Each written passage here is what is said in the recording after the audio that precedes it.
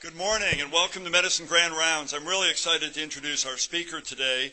Howard Bailey is a native of Minnesota and went to the University of North Dakota for both his undergrad and his medical degrees, followed by medical training at the Michigan Health Education Center in Kalamazoo, and then was recruited here for training in clinical oncology, both clinical and research training, and then joined the faculty first as an instructor and CHS assistant professor, and subsequently transferred to the tenure track in the Department of Medicine with an affiliate appointment in the Department of OB/GYN.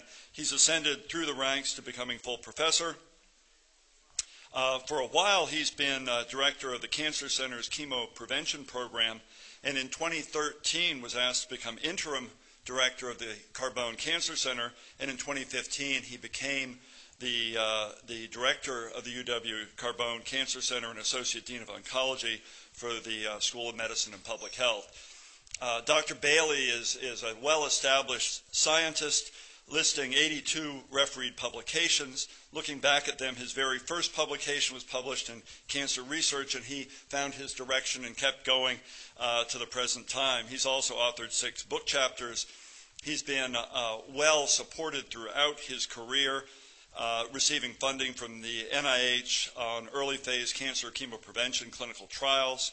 He is partially supported by ICTR and now is the PI on the very large core grant for our Comprehensive Cancer Center. He's also the PI on 11 active or recently completed clinical protocols. He's an excellent citizen both locally and nationally. He's been an invited grant reviewer for the NIH, NCI, the American Association of Cancer Research, and has been a member of the NCI subcommittee for reviewing cancer centers and really provides excellent insight, getting to go visit other cancer centers to see what we can learn from them and what perhaps they could learn from us. He's an excellent citizen, serving on multiple committees for the University of Wisconsin, including our own department's post-promotion review committee, and working with the ICTR program as well in the graduate program for clinical investigation curriculum committee. He's served on 11 thesis and dissertation committees, and likewise he's been an excellent citizen nationally, serving on committees for the NCI, the American Society of Clinical Oncology, and the American Association of Cancer Research. He's on the editorial board and is actually associate editor for Cancer Epidemiology, Biomarkers, and Prevention. Along the way, he's received a number of awards, including Best Doctor in America and Best Doctors in America, I should say. And I'm sure you are the best, Howard, but you haven't been recognized as yet. But overall, we're really fortunate to have Dr. Bailey as part of a member of our department, as leader of our cancer center, and today he's going to provide grand rounds entitled Cancer Chemoprevention, Past Mistakes, Current Invisibility, and Future Promise. Please join me in welcoming Dr. Bailey.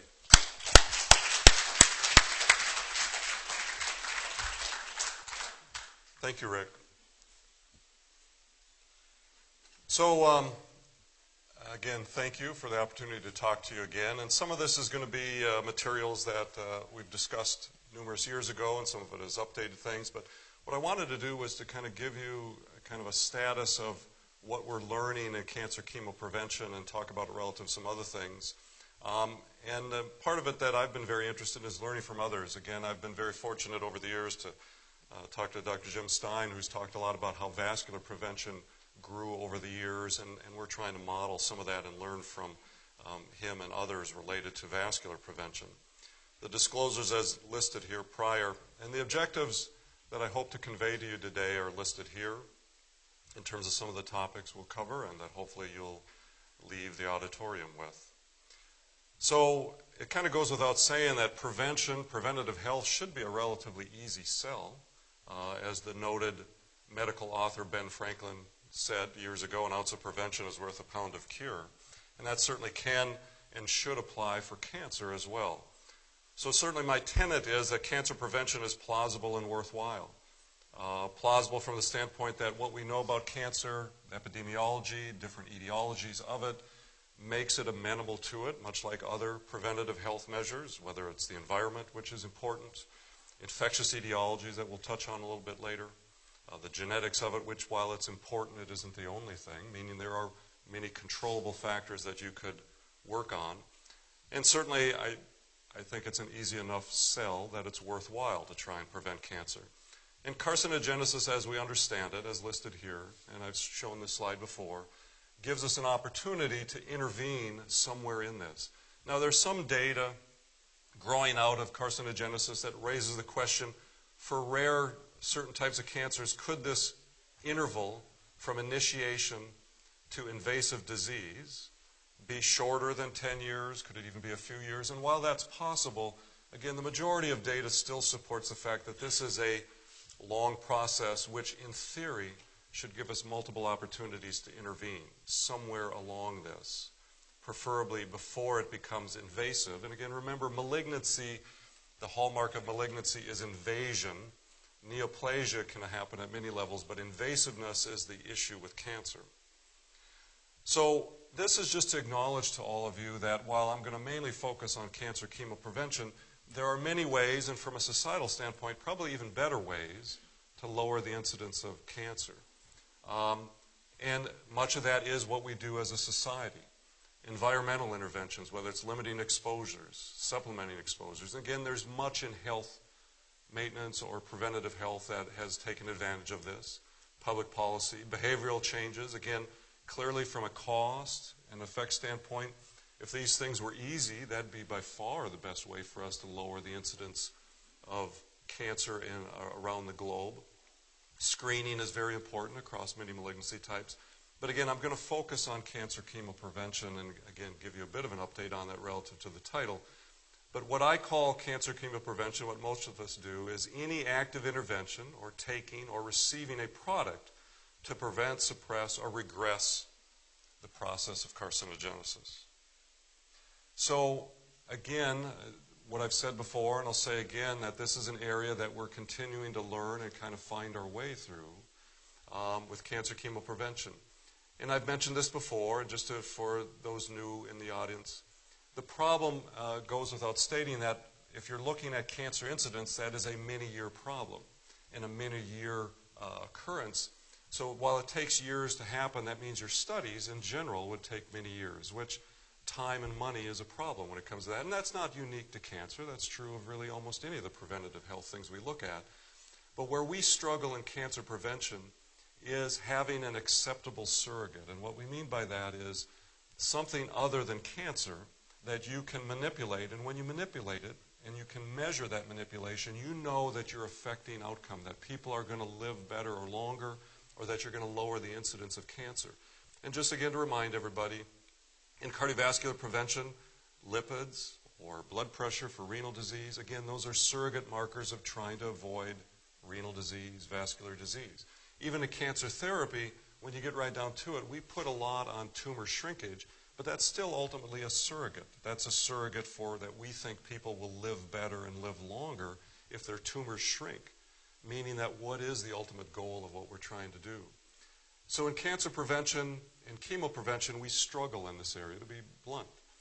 The most common thing we tend to use is intraepithelial neoplasia, meaning neoplastic cells, tissue, but it's non-invasive, meaning it isn't a malignancy, it isn't cancer, but it potentially could be.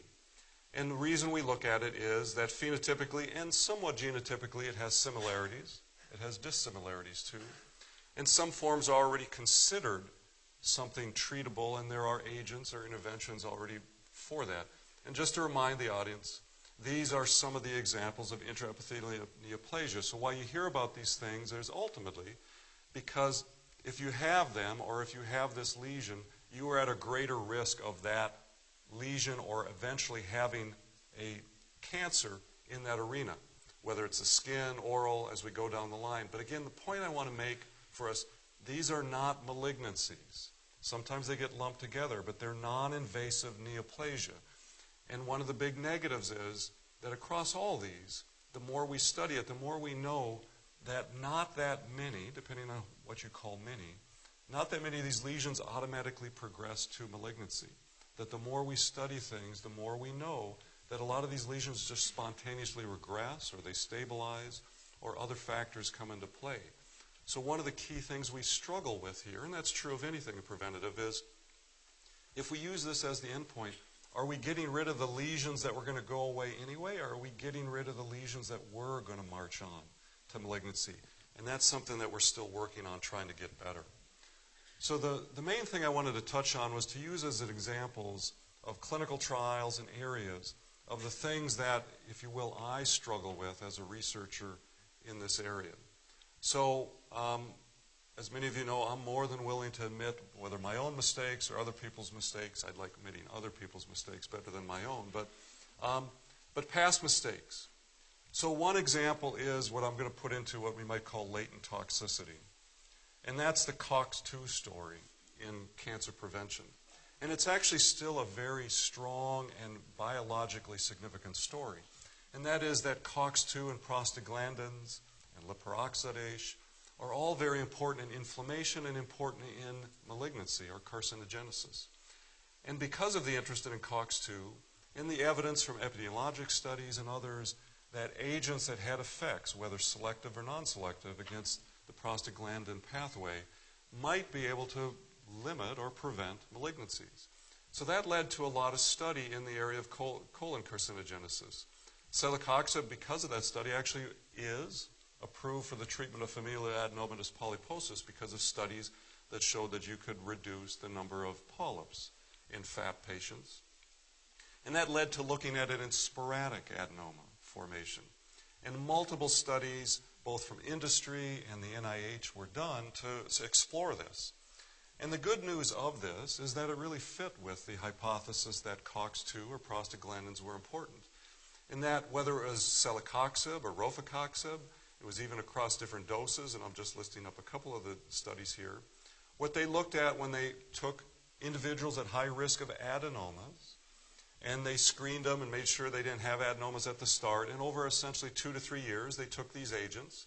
And what they found was that any adenoma, and even more importantly, large adenomas, which are the greatest risk of advancing to colon carcinoma, were significantly reduced, 50%, 30% or more. So clearly we were exultant over these results because the hypothesis was proven correct.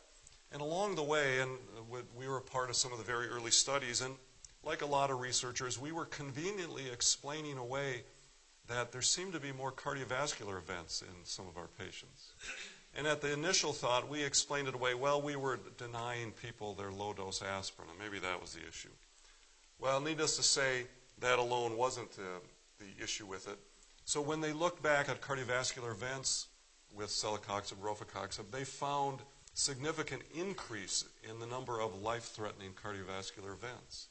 Again, if placebo, the relative risk is 1, 2- and 3-fold greater risk of significant cardiovascular events and dose relationship. And that led to, obviously, us being more than a little blue, but it also led to the problems with that industry decided that they were going to stay away from cancer prevention because we do these long studies compared against placebo, and most of these agents, including the COX-2 inhibitors, hadn't been followed that long against placebo before. In our cancer prevention studies, whether they're 3 years, 5 years, or longer, that gives you a long period of time to really compare the good and the bad of any agent. And so that story is an example of, while we were focusing on limiting cancer, we need not to forget about the fact that we can have other effects. And in this case, we increased life-threatening events in the cardiovascular system. So that led to the review of the following, that the potential increase in cardiovascular events and mortality outweighed the projected benefit of these agents in colon cancer prevention.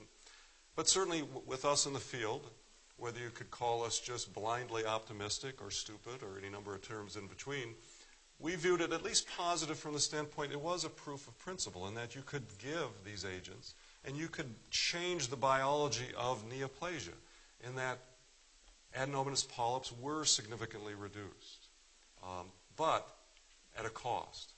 And just to remind the audiences that there is also data out there, and a growing amount of data, that aspirin, mainly high-dose aspirin, meaning 325 milligrams not low dose, 80 milligrams, do have a significant reduction in large cohort studies.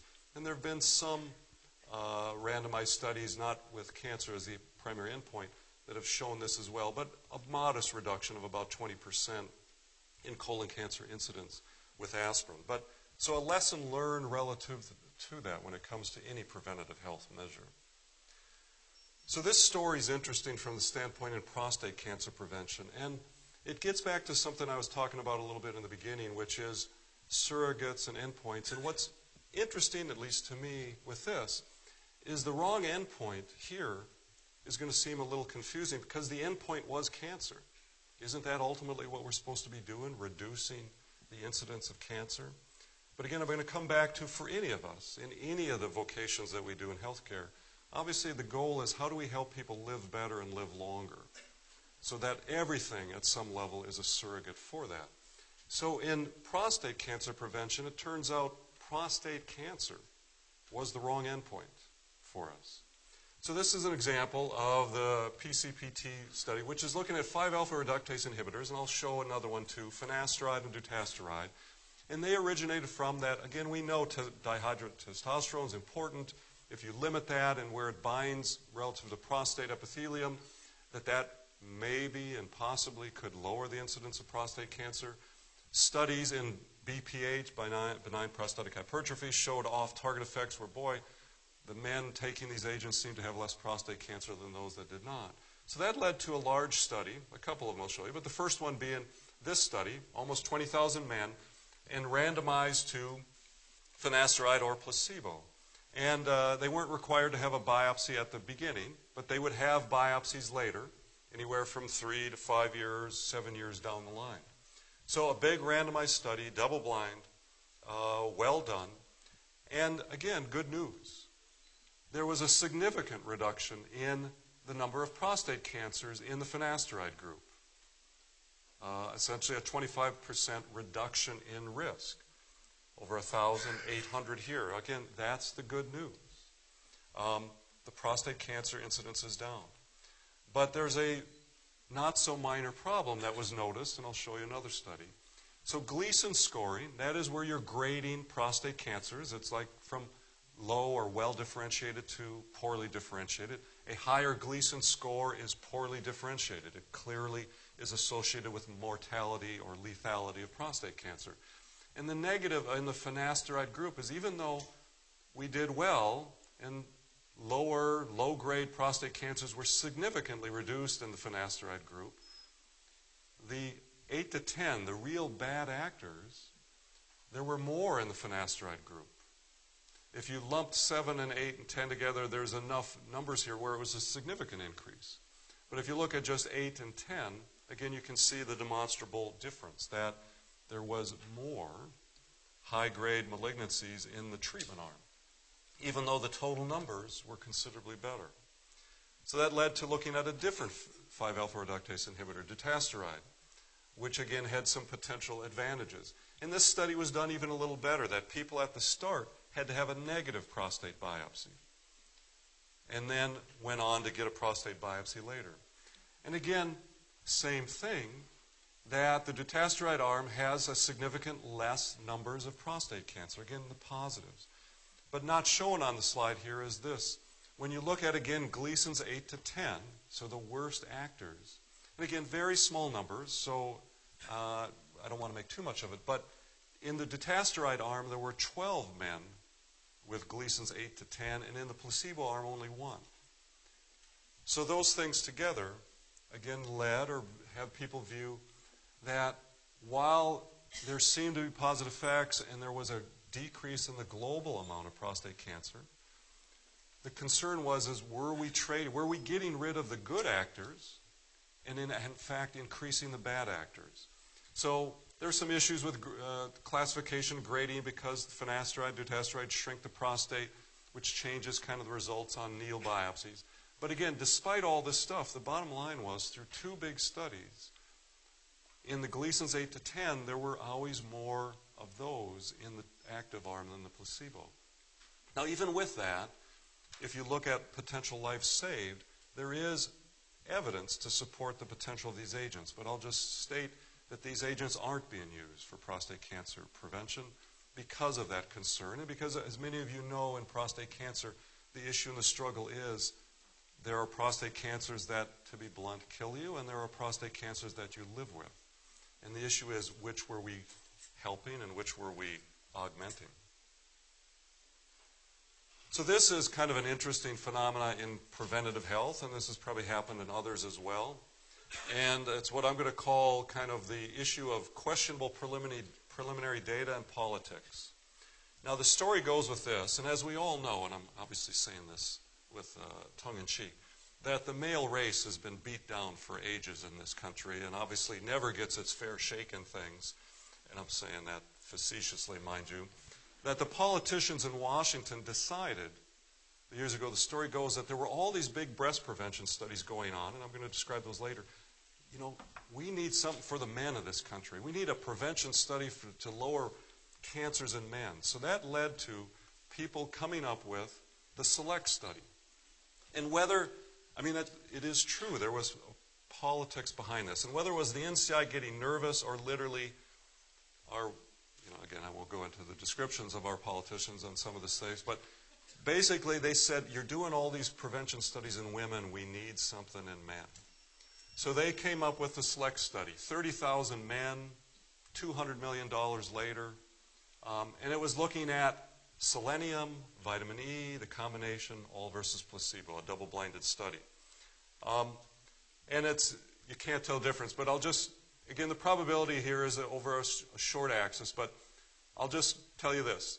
The worst line is vitamin E, even though I don't have different colors here. In that, what we proved was that vitamin E, if you took that in the form of alpha tocopherol, that in fact you got more prostate cancers than placebo. And if you look at the numbers here, the placebo at the end of it, and they were very well controlled in terms of size. So roughly, if you just use this as an example, there were about 500 and some cases in the placebo group, 600 and some prostate cancer cases in the vitamin E alone, selenium alone, 575, the combination 555. So none of the active groups even had a hint of lower incidence than the other agents. So I'll go out on a limb here to say that the take-home message is that shaky preliminary data and politics rarely lead to beneficial health effects. So at least that's what I learned from this study.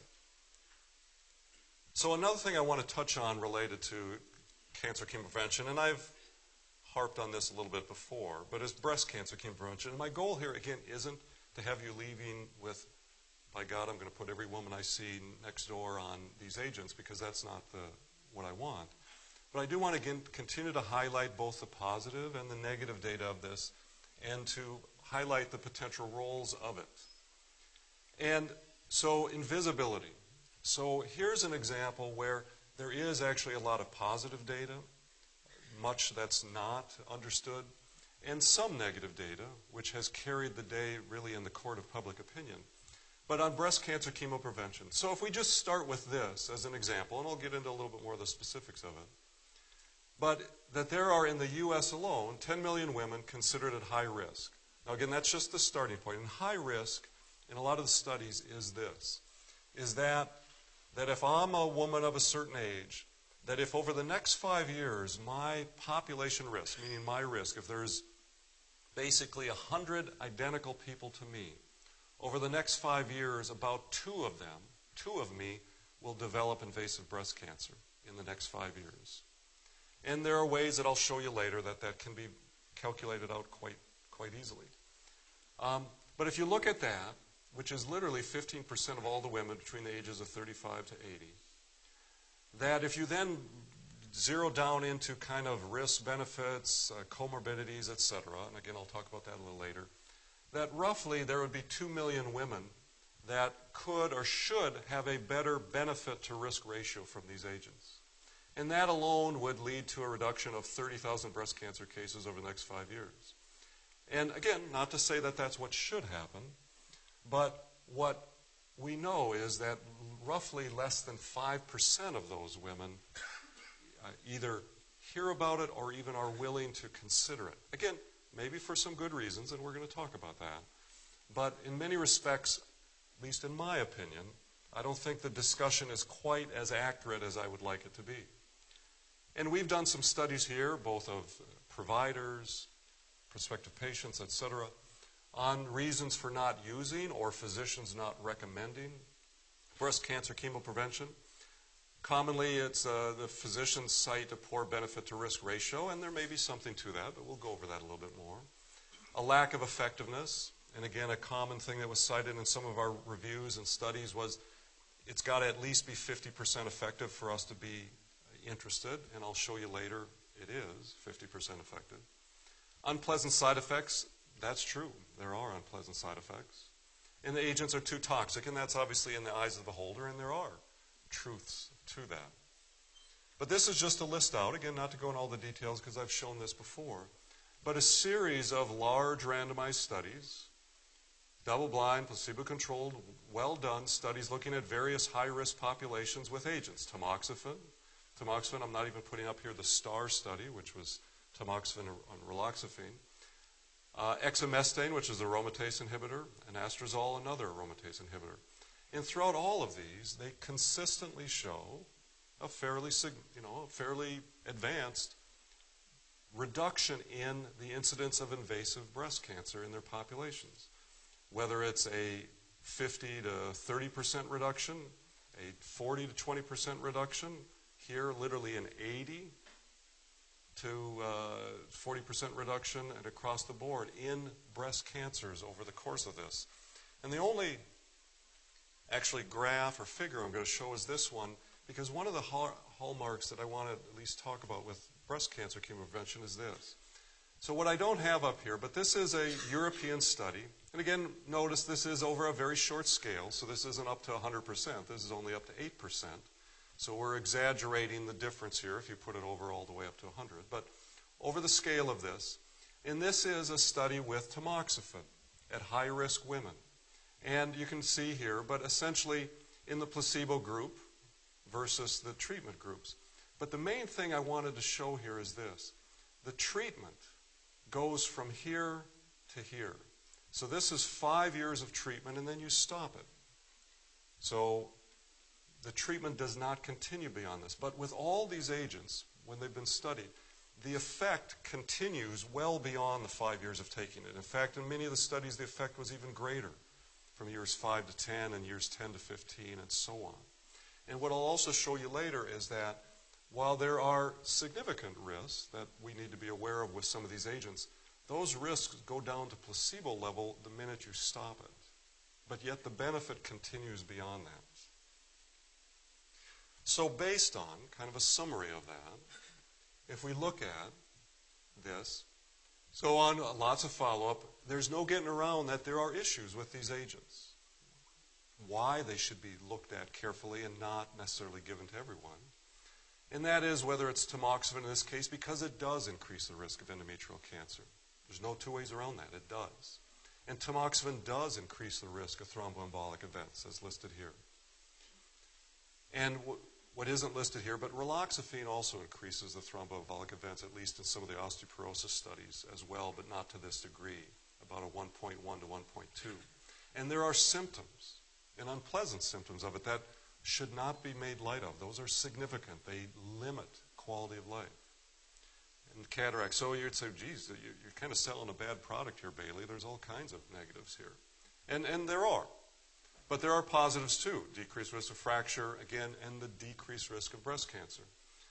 And again, this point that I really want to hammer home in all the studies, these issues, that the risk in the active arm goes down to placebo as the minute you stop. That is, we follow them from 5 to 10, 10 to 15. Their incidence of any of these things was the same as placebo once you stop it. And if we summarize the aromatase inhibitors, which are not approved for this, that on further follow-up, again, they've got their own negatives too. Decreased bone mineral density, but no increased fractures. Well, with larger studies, maybe we will see increased hip fractures. Increased vasomotor symptoms. Now, they tend to be less than with tamoxifen, but they're there and significant. And many women who take these agents, arthralgias are the issues that can limit quality of life. So again, they're not without risk and problems. So they clearly aren't for everyone because of those issues. But how does the breast cancer chemoprevention compare to others? And again, because as I said in the beginning, there's much that I want to, and we in the field of cancer prevention can and should lead from vascular prevention. So I'm going to compare it to this. And this is based on data from a Cochrane review of looking at statins. Now to qualify it, this data is looking at both high and low risk issues. So statins, I'm throwing everything in there. And in theory, with our stuff, we're looking at just high risk. Now, even our high risk is not that dissimilar at times relative to the numbers of some of the cardiovascular risk, because that's still a more common event. But if you look at statins across the board, again, high and low risk, 1,000 people treated for 5 years would prevent 18 major life-threatening cardiovascular events. And the NNT means the number needed to treat to prevent one event. At 5 years was 56 in this review of statins across the board. So tamoxifen, so we can compare that kind of head-to-head, not exact. So the tamoxifen gets the advantage that I'm only looking at high risk versus both. Tamoxifen has where statins, you got to stay on them. Tamoxifen, you're stopping after 5 years. But 1,000 women at high risk treated for 5 years would prevent 40 breast cancers, but would lead to a little over 2 uterine cancers and 3 thromboembolic events. And the overall number needed to treat at 5 years is 95, so not as good as statins. 56 at 10 years, 22 at 20 years. Again, that's just with 5 years of treatment. So if you look further down the line. Raloxifene, not listed quite the same way, but gives you a sense. And the more we've studied raloxifene, while it has a better toxicity profile than tamoxifen, it's actually not quite as effective at reducing the incidence of breast cancer, and that's shown here, where you're preventing 40. Here you're preventing 31 breast cancers, and you are still causing some thromboembolic events. So again, that's an issue that one cannot ignore. Now the aromatase inhibitors that, again, depending on where we go, are potentially maybe the most interesting in that their NNT, even at 5 years, and it will be even better at 10 and longer, but it hasn't been studied far, was 26, so even better than statins in that regard. So again, this is just to summarize again why and what it's out there with approved agents. And again, I'm not remotely pushing this because again, there are risks that we want to talk about. But essentially, if you went by the FDA approval, and again, as you've seen, there hardly anybody takes this, so most people aren't following the FDA's recommendation on this, all women over the age of 60 would qualify as high risk. And again, listed here. And then any number of things listed here. And one that I want to talk on that you don't hear as much about, but I want you to hear about as you think about in your practice. And that is why the number of prior breast biopsies is a risk factor. Is that the more biopsies you've had, the more potential you are to have atypical hyperplasia. And atypical hyperplasia is a risk factor.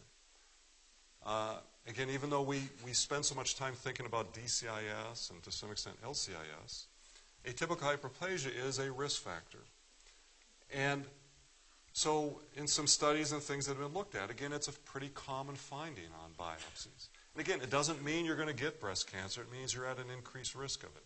And as listed here, your risk of breast cancer is as high as almost 25%, if we want to keep it simple, roughly 25% at 25 years, meaning if I'm age 50 and I have a biopsy and it has atypical hyperplasia, so there is a certain risk, not insignificant over my lifetime. And because atypical hyperplasia seems to predominate towards estrogen receptor positivity, in some subset analysis, this may be a population where the benefit is even greater of tamoxifen, raloxifene, or aromatase inhibitors. That in one study, and again, this is just one study, and this is subset analysis, which means don't take it to the bank. But if you looked at all the women that had a history of atypical hyperplasia and looked at those on placebo versus those versus the active intervention, the risk reduction was at 75%, essentially, relative to those agents. And the thing that for the practitioners and the people who have to deal with this, or those of you on a daily basis, there are multiple things out there that literally can give you a 5-year risk modeling for your patient. and the reference is listed here. And the reason I'm making a point of that is because I'm going to show you some tables coming up here that tries to narrow this down a bit. Because clearly, when you think of the risk factors of some of these agents, we shouldn't be giving them to all women over the age of 60. So these are ways that you can assess that better. And these are some interesting tables. Benefit to risk indices, and I'm going to show 3 of these. And they looked at all the data that we knew in these double-blind placebo studies. And this is for tamoxifen in women with a uterus. And 5-year projected risk. And for those of you in the back, what the blue means the evidence, when you compare benefit to risk, strongly supports the value of the intervention, tamoxifen. Yellow means, yeah, there's evidence, but one could question it. And the gray means, nah, it's not a good idea, that the events, whether it's thromboembolic events, endometrial cancer, any of those things are all weighted, in this case, equally with reducing the breast cancer incidence. And what you find is that if you have a uterus in this age group of menopausal women, that you really got to be at high risk, 7% over the next 5 years, which could be related to multiple family members have had it. I've had atypical hyperplasia, multiple things. So this is a small number of women where it would be. But raloxifene, because it doesn't increase the risk of endometrial cancer, has more women that the benefits weighed. And what these numbers are basically saying, if you look at 10,000 women over 5 years, how many events are you preventing if you weight all these things together? So the grays are usually near 0 or negative, meaning you got more negatives than positives. But that's to give you an example in women with a uterus. Now this one looks a little different. This is white non-Hispanic women with tamoxifen without a uterus. Again, because you're now taking away this risk of endometrial cancer, you see a much larger percentage of women who would appear to have strong evidence supporting the potential value, if they're at increased risk, as listed here, for tamoxifen. The blue supporting it, the yellow partial, the gray not. That's there. Now, risk factors and comorbidities also vary about race and ethnicity. Now, if we look at African American women with a uterus, we find very few, if you weigh endometrial risk, thromboembolic risk, all those things, very few women would benefit from tamoxifen. And to be honest, only a few more would benefit from raloxifene. And I'm not showing you without a uterus. The numbers would be better with this. But it goes into that if we really look at this closely, there are populations where there is very strong data that would support the potential value of this. Now, this is one person's opinion. Kathy Crew, who's a breast medical oncologist in Indiana, put this together, and it just shows if you're thinking about wanting to lower the risk of breast cancer in your patient, and you're leaning towards it, this is one way that she would look at it. And risk assessment, if it's premenopausal, tamoxifen, that's the only thing that's approved for it. But if there's a history of blood clots, pre or postmenopausal, don't give tamoxifen or raloxifene because it increases the risk of it. Postmenopausal, they've had a hysterectomy, you're worried about their bone health, tamoxifen. Again, the studies clearly show in tamoxifen and raloxifene that bone mineral density goes up, or let me state that more accurately. The loss that you normally get doesn't occur, and that the number of hip fractures is significantly less when you're on tamoxifen or raloxifene than placebo. If the uterus is intact and you're worried about osteoporosis, clearly you would look at raloxifene. Again, it's approved for osteoporosis to begin with as a VISTA, and it doesn't have the increased risk of endometrial cancer.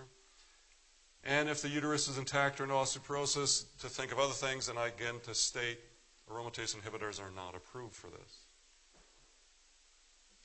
So another aspect of invisibility that we're thinking of more and more at a national level when it comes to cancer chemoprevention or cancer prevention is HPV vaccination. So again, many of you know this, but I'm still going to run through it a little bit and talk about some of the issues with it that we struggle with. So human papillomavirus vaccination use. So I'm going to show you some numbers, and that as a society, at least from my opinion, we're not doing as well as we'd like to, but again, that's up to the others to also look at. But there has been not a lot of traction with HPV vaccination for the reasons listed here. Limited understanding of HPV. One of the things that we're doing at a national level is we're coming out and we're trying to get the conversation to be about cancer prevention, not about sexual health or sexual activity. Because the HPV vaccine is really, at least for me, it's about cervical cancer and oral cancer prevention. The need for multiple doses, safety concerns with the vaccine, discomfort talking about sexual behavior, not recommended by the healthcare provider. Parental belief is listed here, the cost. The fact that many of our healthcare systems aren't actively reminding me or you, look, this person should be talked to, or you should consider bringing up the HPV vaccine to your pediatric patient, etc. So why am I making a big deal out of this? Again, just to go over this. Many of you have seen it. HPV infections. So it is a United States, but an even bigger worldwide issue. This is some relatively conservative numbers that look at HPV prevalence. Again, 10 million in the U.S. These are people without any abnormalities on cytology, whether it's related to pap smears, anal smears, etc. 300 million worldwide. Here's the low-grade part. If you just look at even this number here, where the greatest risk of malignancy is, hundreds of thousands in the U.S., 10 million worldwide. And this is, again, to give you age-specific HPV prevalence, and that this is Africa, North America, Central, Europe, Asia. And in North America, the prevalence is going up. There's actually being some peaks and spikes seen even at older age groups. So clearly there's more than shuffleboard going on at our retirement centers related to HPV. Because this incidence is going up. And you can see it in any other areas. And this, again, is prevalence of HPV worldwide population in these age groups. So, again, bigger and bigger numbers. And what this figure gives you is, again, further evidence of the scope of the issue. All cervical cancer is associated with human papillomavirus and the oncogenic types, 100%. And this gives you the annual number of cases. So the number of cases worldwide of cancer in these areas. So, a few 100,000 to speak of. Penile cancer, vulvar vaginal. Again, the percentages are what's associated with HPV infection. Anal cancer, greater than 90%. Oral cancer, and I'll show you some data on that, small at present. Oropharynx, a little larger. Again, a big issue that we're trying to look at, not just for the U.S., but worldwide as well. And if people think, well, you're screening for cervical cancer and we're bringing those numbers down, certainly in the U.S., and that's what this is. And these are some projections, rates per 100,000 or annual number of cases. And what I mainly want to look at is the annual number of cases, and this is projections. And basically, cervical cancer is here, and oropharyngeal cancer in men and women are these lines going here. That's the projection. And that projection going up is from the increasing number of HPV cases of oropharyngeal carcinoma.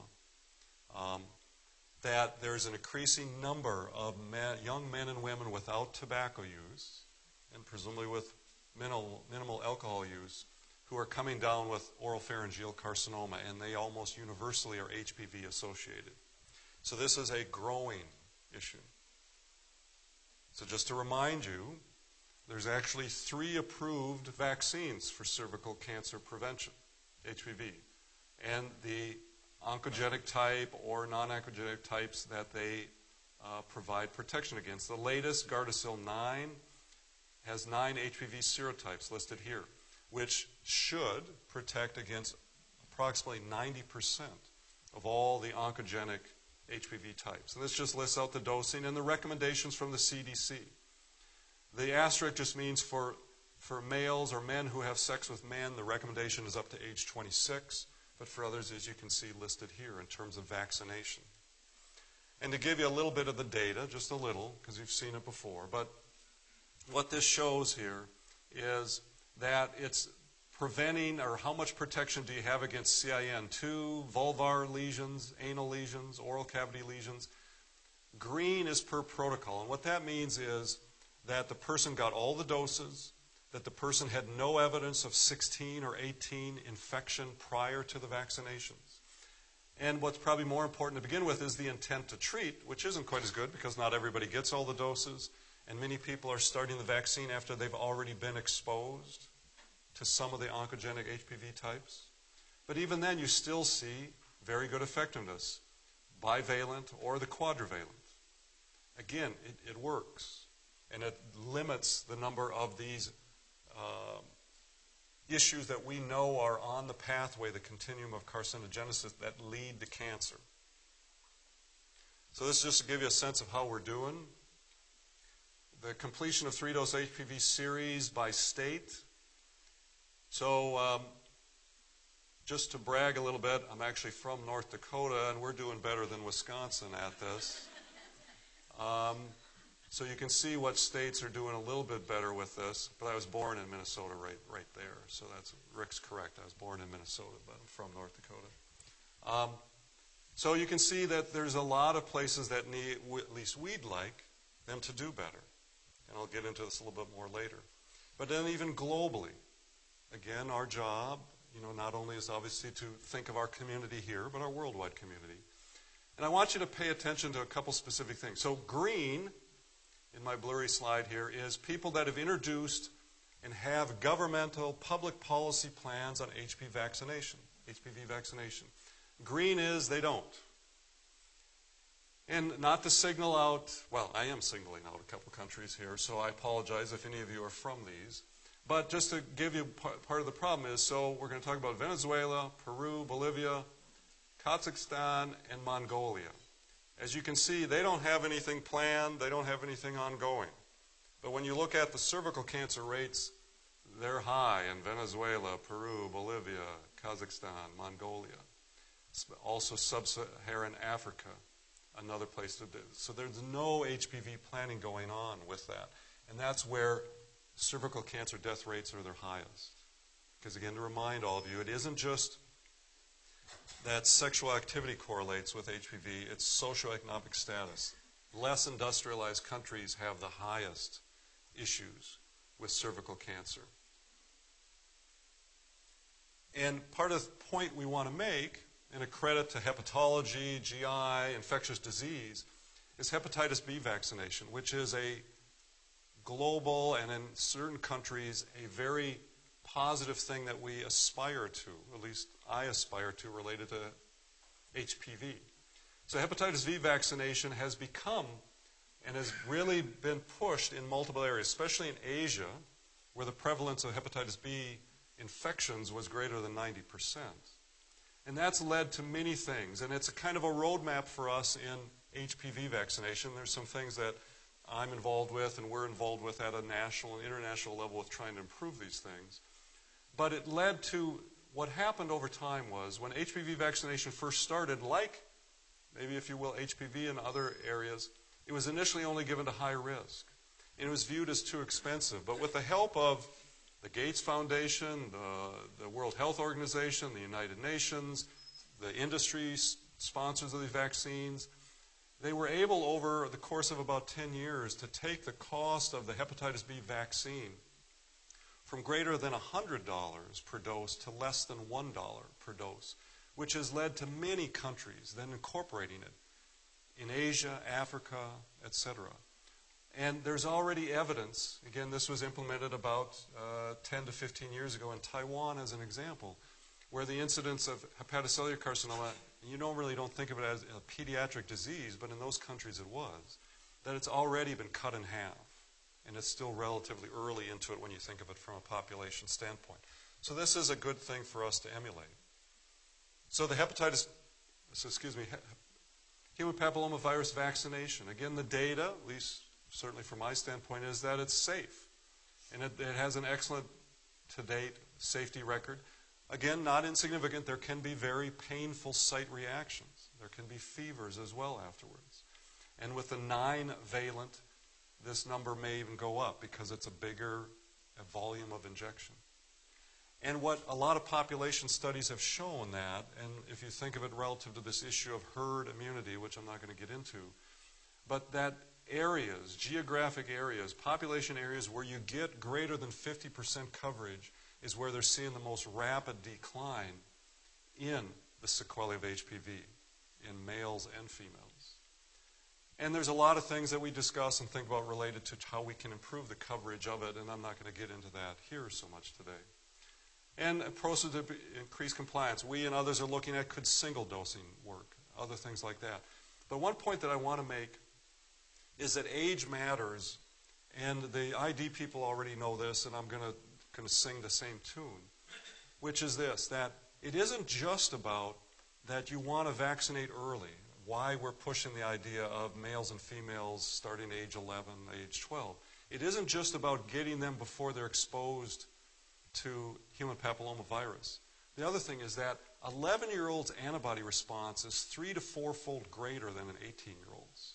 You get a much bigger antibody response the younger you are when you have these VLP vaccinations. So age matters in terms of improving the efficiency of this. So just to close out with some things that we're looking at and thinking about here at the University of Wisconsin related to cancer prevention, and just quickly give you some of the stuff we're doing. Again, there's some considerations proposal. What about biomarkers and surrogates and risk stratification? Just quickly, Mike Sussman and Greg Kennedy are thinking about different things of looking at proteomics related to colon cancer. Dave Beebe and Josh Lang are doing a great deal with looking at circulating cells, circulating DNA that we could think about, and we're exploring related to risk stratification, ways to quantify risk, and then more importantly, with an intervention to show that you're bringing that risk down. We study any number of natural products and still do. Dave Gerard, Hassan Mukhtar with pomegranate in prostate cancer and some others, and looking at new formulations of natural products that we think may have some potential. One of the things that we look at in chemoprevention is also repurposed agents. Tracy Downs in urology is exploring erlotinib, which is an epidermal growth factor receptor that's approved in treatment, but we're looking at it in bladder cancer prevention with new schedules to try and improve the benefit to risk ratio with it. Mike Gold and Lee Wilkie are looking at how we might explore bisphosphonates and their role in the immunity of the breast ductal epithelium, and that we find very strong relationships and risk there. We are doing first-in-human studies of novel retinoids as well, trying to look at agents that will have better, again, benefit to risk profiles for us because they have very strong anti-proliferative effects. And we are doing quite a bit in vaccines as well, not just in terms of trying to improve both here and nationally what's going on with HPV vaccinations, but looking at new vaccines, DNA-based vaccines for breast cancer prevention that Kerry Wazinski is doing along with the University of Washington. We're working with a new novel L2 virus particle-based HPV vaccine, looking at first-in-human studies of that, of a vaccine that may in fact cover all serotypes. And other potential areas, Doug McNeil has done a great deal with DNA-based vaccines at prostate cancer, where we might think about that. And also looking at, again, metabolism, inflammation, et cetera, just to touch on some of the future things that we're thinking about with cancer prevention. So the main thing I wanted to show, again, was to give you kind of an update on some of the issues with that. That I certainly think cancer chemoprevention will continue to have a role, and probably a growing role in what we do as we get better at studying it, to be honest, get better at looking at it, describing it, and working with people, especially in primary care, related to how we can come up with agents that really do fit your needs and your patient's needs with that. So I'm going to close, and again, thank you very much for your time. Thank you.